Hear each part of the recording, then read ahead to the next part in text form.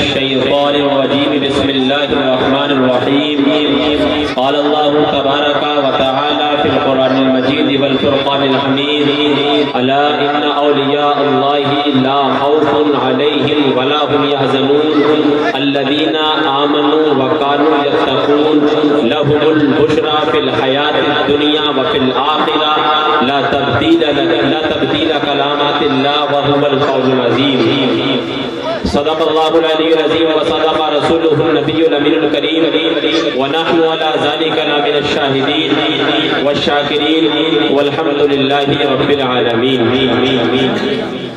آدمیت کو نئے طرز پہ ڈھالا جس نے، ڈگمگاتے ہوئے انسان کو سنبھالا جس نے، ہر برائی کو کیا دیس نکالا جس نے، کر دیا مشرق و مغرب میں اجالا جس نے، اسی انسان کو محبوب خدا کہتے ہیں اور نام سنتے ہیں تو سب صلی اللہ کہتے ہیں. بڑے بابا اللہم صلی علی سیدنا و مولانا محمد مبارک وسلم صلو علیہ صلاۃ و سلام علیک یا رسول اللہ یا حبیب اللہ نبی اللہ صلی اللہ علیہ وسلم.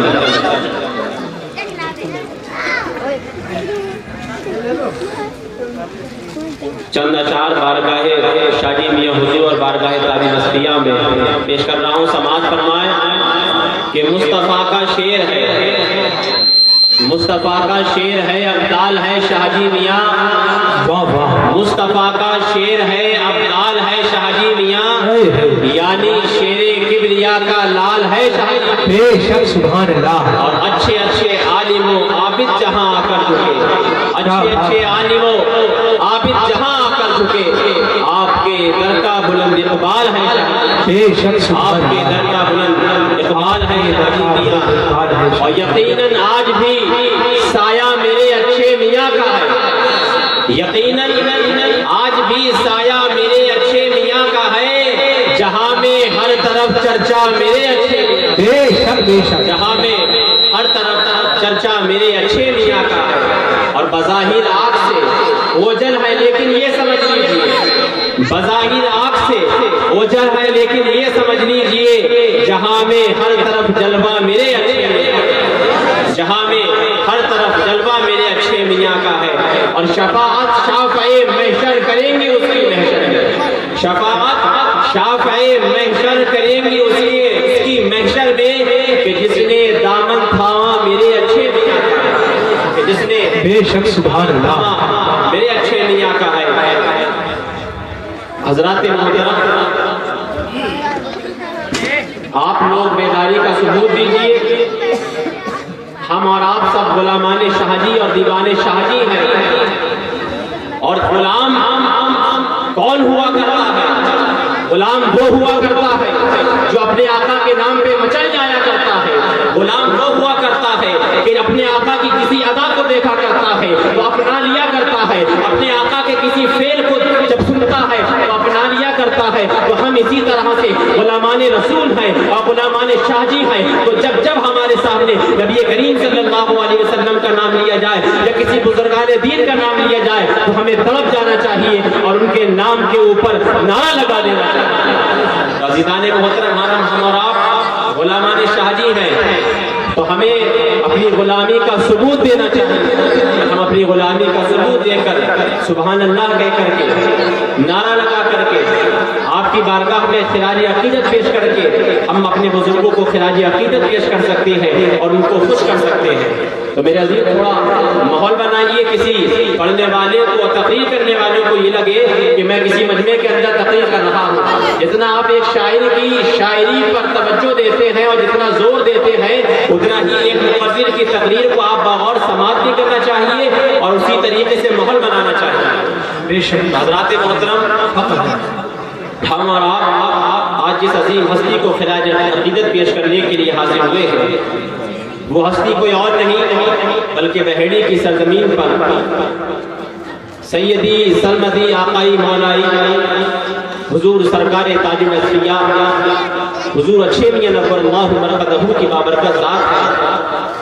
کہ آپ کی ذات ایسی بابرکت ذات ہے کہ جب تک سرکار اچھے میاں علیہ الرحمہ ظاہری دنیا پر رہے دنیا فیض عام ہوتی رہی، اور آج اچھے میاں سرکار اپنے مزار پر انوار میں ہے تب بھی دنیا فیض عام ہے۔ بے شک سبحان اللہ۔ جب دنیا میں تھے تب بھی لوگوں کی فریاد رسی کیا کرتے تھے، اور آج اپنے مزار پر انوار کے اندر ہے تب بھی لوگوں کی حاجتوں کو سن رہے ہیں، ان کی حاجتوں کو پورا کر رہے ہیں۔ تو عزیزان محترم، یہ اللہ والوں کی محفل جس میں ہم اور آپ حاضر ہوئے، جن کو ہم خراج عقیدت پیش کر رہے ہیں، یہ بزرگان دین، یہ اولیاء کرام جن کے بارے میں قرآن فرماتا ہے کہ الا ان اولیاء اللہ لا خوف علیہم ولا هم يحزنون الذین آمنوا وكانوا يتقون۔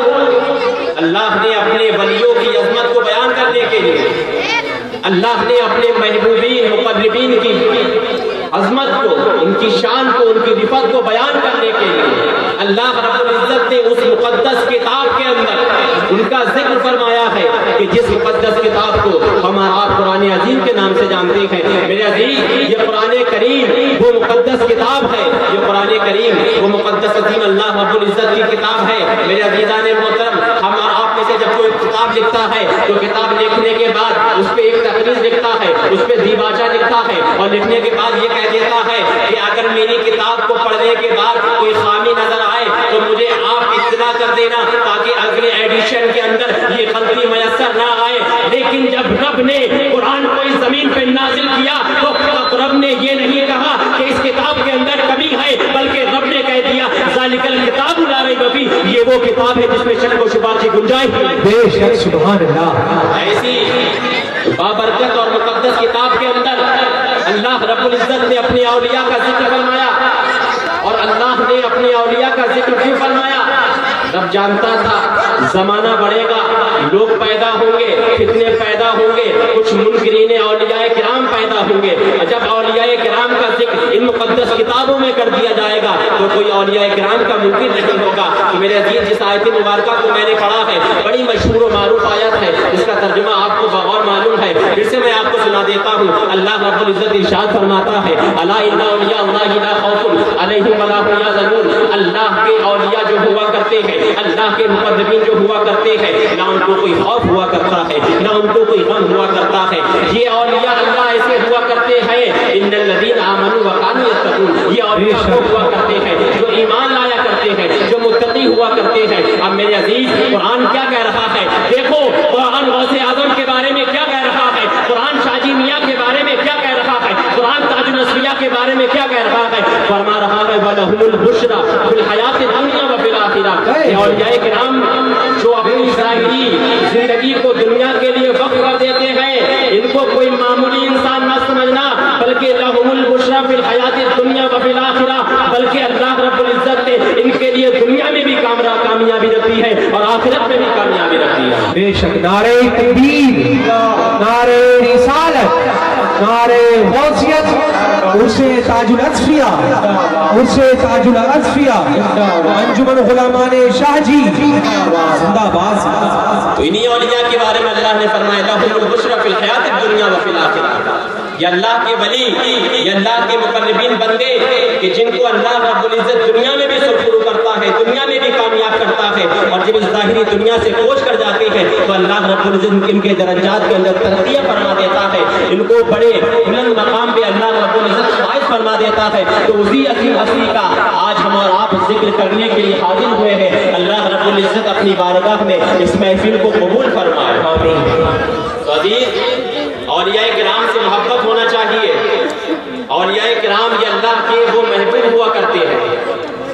آپ ایک مثال کے ساتھ سمجھے کہ جب دنیا کے کسی آپ مقدس انسان کے پاس، کسی بڑے ادھیکاری کے پاس جانا چاہتے ہیں تو آپ ایک دم وہاں تعلقات قائم نہیں کر سکتے، اس کے پی اے سے ملنا پڑے گا، اس کے تعلقات والے سے ملنا پڑے گا، کیونکہ وہ انسان اتنا بڑا ہے کہ آپ کی نہ بات سنی جائے گی، نہ آپ پہچانے جائیں گے، بلکہ کسی کا سہارا لینا پڑے گا کہ بڑے تک پہنچ جائیں۔ تو میں تو یہ مثال دینے کے لیے سمجھا رہا تھا، بلکہ رب کے پاس ہم اور آپ نہیں پہنچ سکتے۔ رب کے پاس پہنچنے کے لیے ان اولیاء کرام کا وسیلہ ڈھونڈنا ہوگا، ان سچوں سے محبت کرنا ہوگی۔ ان سچوں سے محبت کر لوگے تو یہ تمہاری سچائی کو اللہ رب العزت تک پہنچا دے گا۔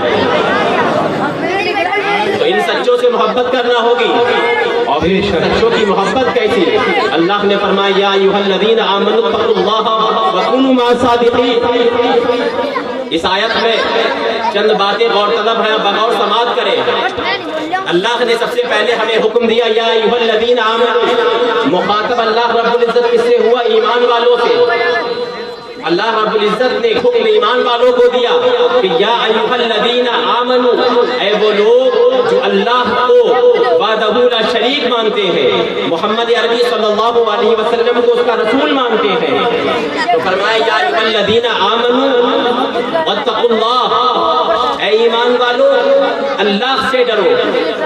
सिर्फ ईमान लाना कामयाबी की दलालत नहीं है, बल्कि ईमान के साथ साथ जब दिल के अंदर खशियत इलाही हुआ करती है तो इंसान कामयाब हुआ करता है। लेकिन अब एक सवाल ये पैदा हो सकता है, मौला हम मोमिन बन गए, मौला हम सादिकीन हो गए, मौला हम वत्तकुल्लाह वाले और साफ से अपने आप को मुत्तसिफ कर चुके हैं, लेकिन मौला फिर तो ये क्यों कह रहा है वकुनू मअस सादिकीन, सच्चों के साथ हो जाओ। तो मेरे अजीज याद रखो, सच्चा होना बड़ा आसान काम है, लेकिन हमेशा सच्चाई पर रहना बड़ा मुश्किल काम है। जिस तरह आप इसको मिसाल से यूं समझे कि किसी जगह आप गए, वहाँ आपका किसी के पास कर्जा था, वहाँ से आपने रकम ले ली, रकम लेकर के रकम ले लेना, अपने पास रख ले लेना बड़ा आसान काम है, लेकिन रास्तों से दुश्मनों से बचना है, मुखालिफिन से बचना है, इस रकम को अपने घर तक पहुँचाना है, अपनी दुकानों मकान तक पहुँचाना है, तो इंसान अपने लिए असलहा का इंतजाम करता है, बहुत सारी चीजों का इंतजाम करता है ताकि इंसान इन तमाम चीजों से, तमाम बलाहों से महफूज हो जाए। तो अल्लाह रब्बुल इज्जत ने भी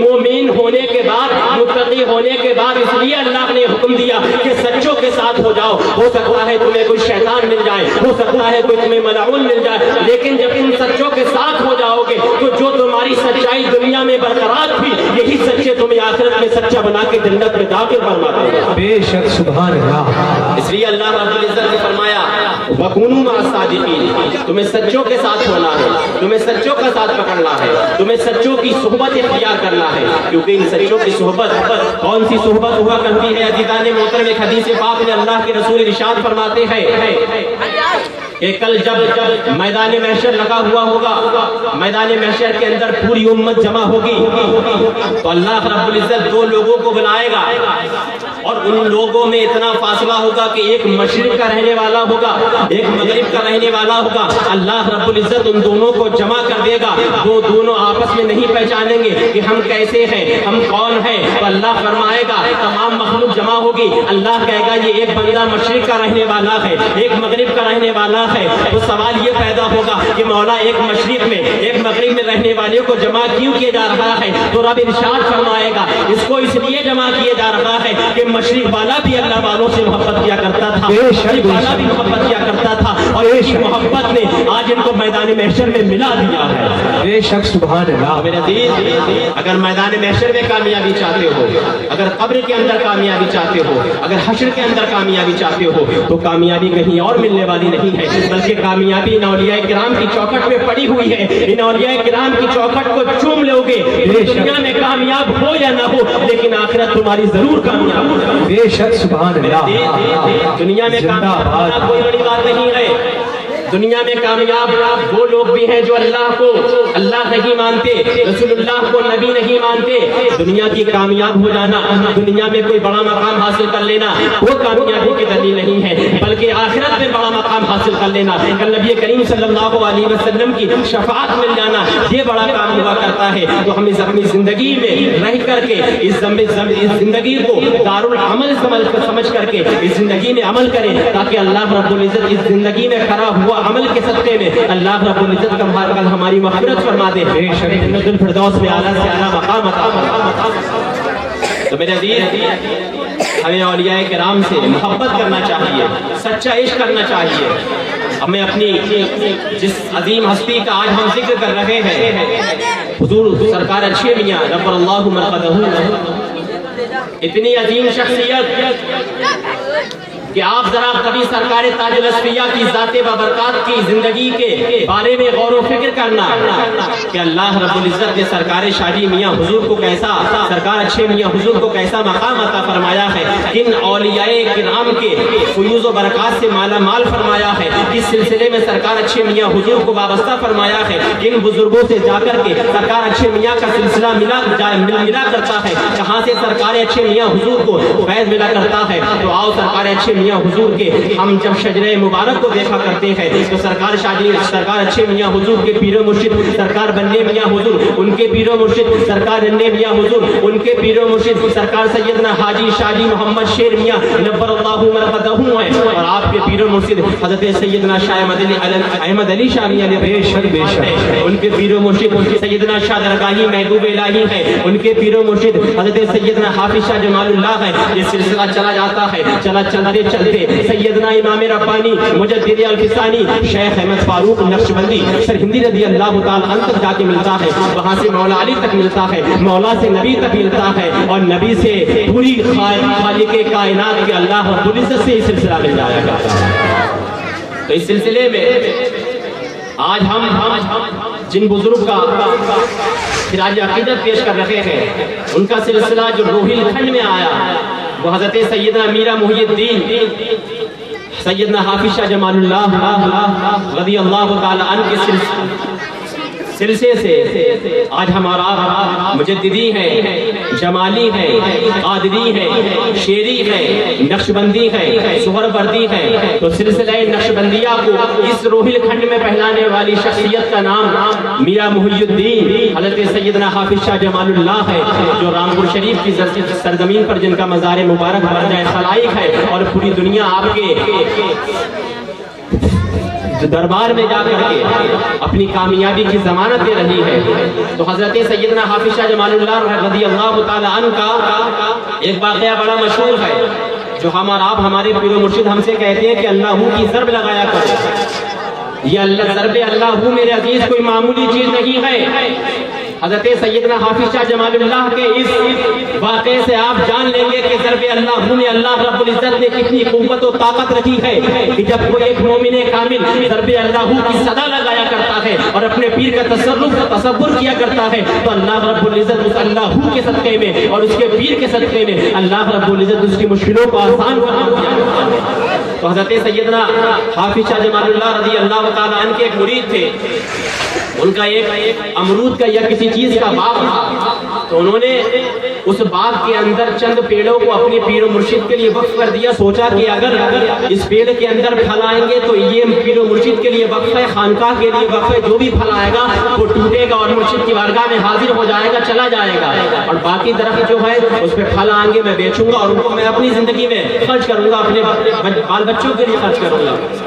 جب فصل کا وقت آیا تو وہ دیکھتے کیا ہے، جو آپ کے محبت کرنے والے تھے کہ دیکھتے ہیں جو پیڑ پیر و مرشد کے نام پہ وقف کیا تھا وہ تو محفوظ ہے جانوروں سے، لیکن جو میں نے اپنے لیے روکا ہے جن پیڑوں کو، ان پہ جب پھل آتے ہیں تو پھل آتے ہی جانور آ جاتے ہیں اور پھل کو کھا کر کے بیکار کر دیتے ہیں، لیکن جو پیر و مرشد کے درخت ہیں وہ سبز و شاداب رہتے ہیں، تر و تازہ رہتے ہیں، ان پہ پھل بہترین آتے ہیں، ان پہ کوئی جانور حملہ نہیں کرتا، ان کو کوئی جانور نہیں کھاتا۔ یہ ان کے دل میں خیال آتا ہے، حضرت سیدنا میرا محی الدین کی بارگاہ میں حاضر ہو جاتے ہیں اور آنے کے بعد کہتے ہیں اے مولا اے آقا ایک بڑی پریشانی ہو گئی۔ کہا بتاؤ کیا ہے؟ کہنے لگے حضور میرا ایک باغ ہے، میں نے اس میں چند پیڑوں کو آپ کے لیے وقف کر دیا ہے، جب اس پہ پھل آئے گا تو آپ کی خانقاہ میں حاضر ہوں گے، اور چند پیڑوں کو میں نے اپنے لیے رکھ لیا ہے تاکہ ان کے اوپر پھل آئیں، ان کو بیچ کر کے میں اپنی زندگی کو چلاؤں۔ لیکن ہوتا کیا ہے کہ جب فصل آیا کرتی ہے تو جانور جو میرے پیڑ پہ پھل ہوا کرتے ہیں اس کو کھا لیا کرتے ہیں، اور آپ کے پھلوں کو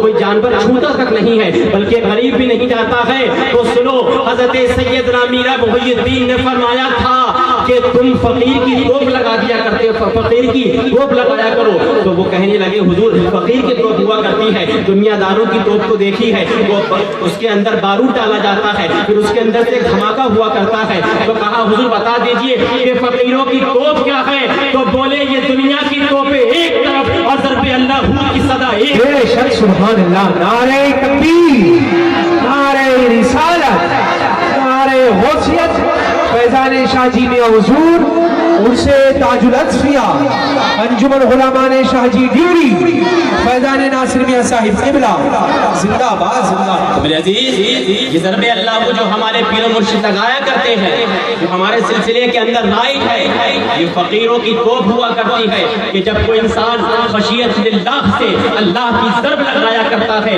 तो सरकार शाहजी मियां हुजूर खुद इरशाद फरमाते हैं कि जब मैं ज़रबे अल्लाह लगाया करता था तो किसी घर में बैठा हुआ करता था तो उस घर के लिंटर के अंदर से चूना झड़ने लगा करता था, और अगर किसी में छप्पर के घर में बैठा हुआ करता था तो उसके अंदर आग लग जाया करती थी। ज़रबे अल्लाह में अल्लाह रब्बुल इज्जत ने ये ताकत और कुदरत रखी है। बेशक बेशक। ये हमें और आपको हमारे पीर मुर्शिद विरासत में अदा करते हैं, जिसको हम अल्लाह कहा करते हैं। अल्लाह का माना है अल्लाह मौजूद है, अल्लाह मौजूद है।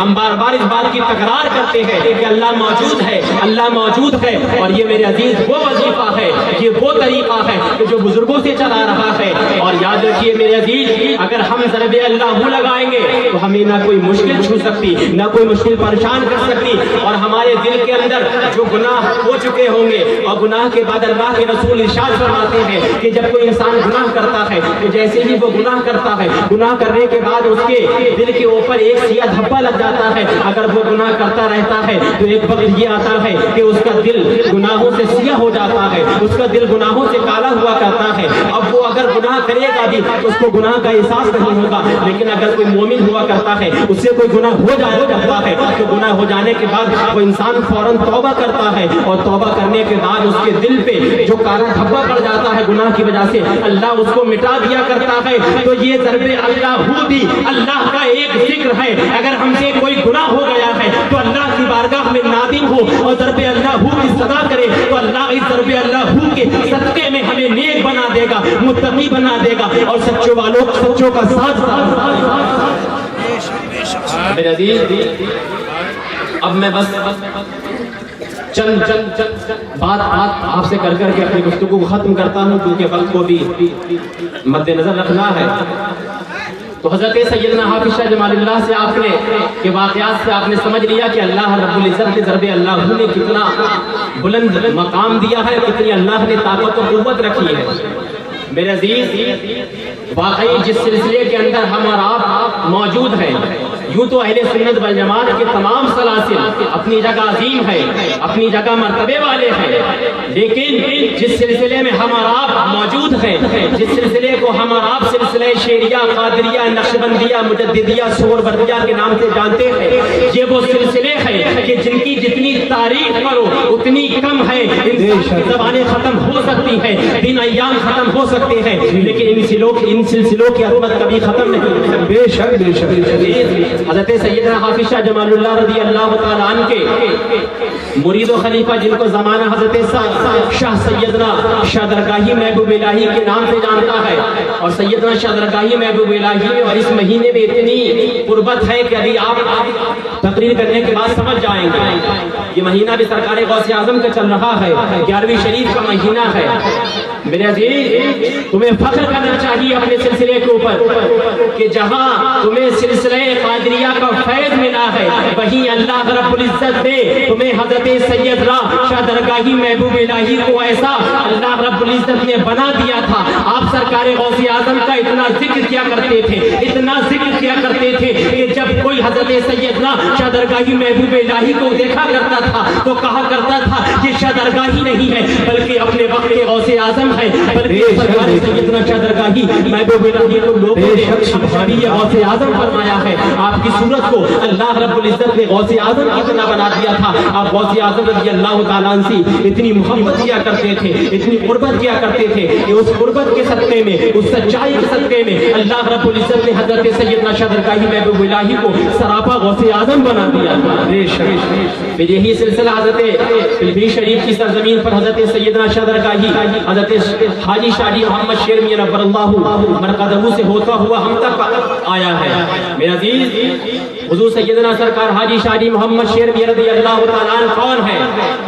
आप जरा बातें सुने, आप सरकार शादी मियां हुज़ूर की अजमत को देखें कि जब हम किसी शेख की बारगाह में हाजिर होते हैं تو ہم یہ کہتے ہیں کہ اے ہمارے مرشد ہمیں مرید کر لیجئے، لیکن فخر کرو شاہ جی میاں سرکار پہ کہ شاہ جی میاں سرکار نے کبھی سیدنا احمد علی شاہ میاں حضور سے نہیں کہا کہ آپ مجھے کا مرید کر لیجئے، بلکہ شاہ جی میاں کو اللہ رب العزت نے وہ مقام عطا فرمایا تھا کہ حضرت سیدنا شاہ احمد علی میاں حضور یہ کہا کرتے تھے کہ اے شاہ جی میاں تم میرے مرید، بے شک بے شک۔ اور جب سرکار شاہ جی محمد شیر میاں رضی اللہ تعالیٰ عنہ مرید ہو گئے حضرت سیدنا شاہ احمد علی میاں حضور کو، تو پھر اللہ رب العزت نے حضرت سیدنا احمد علی شاہ میاں حضور کے ذریعے آپ کو ایک تہمت عطا فرمایا۔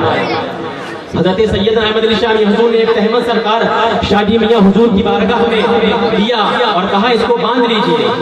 اس سے آپ دیکھیں کہ یہ ہمارے درمیان موجود، چاہے وہ سرکار ناصر میاں کی شکل میں ہو، چاہے سرکار شہزادے میاں کی شکل میں ہو، کسی بھی شکل میں کوئی بزرگ ہو، کبھی کسی کو معمولی مت سمجھنا۔ سرکار شاہ جی میاں حضور کو حضرت سیدنا احمد علی شاہ میاں حضور نے اپنا بندہ ہوا تہمت دیا تھا، تو سرکار شاہ جی میاں فرماتے ہیں کہ جیسے ہی میں نے اس تہمت کو باندھا تھا تو لگاتار 8 دن تک نبی کریم صلی اللہ علیہ وسلم کا دیدار واہ واہ واہ، بے شک، سبحان اللہ سبحان اللہ، زندہ باد زندہ باد۔ جن کے اللہ رب العزت نے تہمتوں پہ یہ قوت رکھی ہو، ان کے جسمان عالی کا عالم کیا ہوگا جب ان کے گدا بھر دیتے ہیں۔ شاہان زمانہ کی جھولی محتاج کا جب یہ عالم ہے تو مختار کا عالم کیا ہوگا۔ یہ بزرگوں کے زندگی سے جو مس ہو جایا کرتا ہے، جو چیز چپک جایا کرتی ہے، وہ بھی مقدس ہو جایا کرتی ہے۔ تو میرے عزیز، میری گفتگو کا حاصل مقصد یہی ہے، تو اللہ والوں سے سچی محبت کرو، اللہ والوں سے سچا عشق کرو۔ اور ایک بات کا، ایک اعتراض کا ایک بات بتا کر کے اپنی گفتگو کو ختم کرتا ہوں۔ آج ہم دیکھتے ہیں کہ جب ہم یہ کہتے ہیں کہ ہمیں یہ سرکار شاہ جی میاں حضور نے عطا فرمایا ہے، یہ غوث اعظم نے عطا فرمایا ہے، یہ کسی بزرگ نے عطا فرمایا ہے، یہ اچھے میاں نے عطا فرمایا ہے، یہ سچے میاں نے عطا فرمایا ہے، تو اعتراض کرنے والا یہ اعتراض کرتا ہے عطا کرنے والا رب ہے، دینے والا رب ہے، تم رب کی جگہ پر غوث اعظم کا نام کیوں لیتے ہو؟ تم رب کی جگہ پر شاہ جی میاں کا نام کیوں لیتے ہو؟ تم رب کی جگہ پر اچھے میاں کا نام کیوں لیتے ہو؟ تم یہ کیوں نہیں کہتے کہ رب نے عطا فرمایا ہے؟ تو میں پوچھتا ہوں، یہ بتاؤ کہ جب تم اپنے گھر کے اندر جاتے ہو، جب تم بوتل سے پانی لیتے ہو تو بوتل کا پانی کہا کرتے ہو، اگر پانی فریج سے ملا کرتا ہے تو فریج کا پانی کہا کرتے ہو، کیا بوتل کے اندر پانی پیدا ہوتا ہے؟ ہر ایک کا سوال یہ آئے گا کہ بوتل کے اندر پانی پیدا نہیں ہوتا ہے۔ جب آپ فریج سے پانی لیا کرتے ہیں تو آپ فریج کا پانی کہا کرتے ہیں، تو کیا فریج کے اندر پانی پیدا ہوتا ہے؟ آپ کا جواب آئے گا پیدا نہیں ہوتا۔ نل پانی تو نل کا ہے، اگر فریج کے ذریعے ملا تو فریج کا کہہ دیا، اگر بوتل کے ذریعے ملا تو بوتل کا کہہ دیا۔ اسی طریقے سے فیضان تو اللہ کا ہے، اگر غوث میں ملا تو غوث اعظم کہہ دیا، اور شاہ جی میاں کے صدقے سے ملا تو فیضان شاہ جی کہہ دیا، اچھے میاں کے صدقے میں ملا تو فیضان اچھے میاں۔ واہ واہ، نعرے تکبیر، نعرے رسالت، نعرے غوثیت، اور سے تاج الاسفیا، سرزمین ڈیوڑی، مسلمانان ڈیوڑی، زندہ باد زندہ باد۔ اللہ رب العزت کی بارگاہ میں دعا ہے، مولا کریم میں کہنے میں اور آپ کے سننے میں جو بھی صحب الفضل غلطیاں ہو گئی ہو، اللہ رب العزت اس کو معاف فرما کر اپنی بارگاہ میں قبول فرمائے۔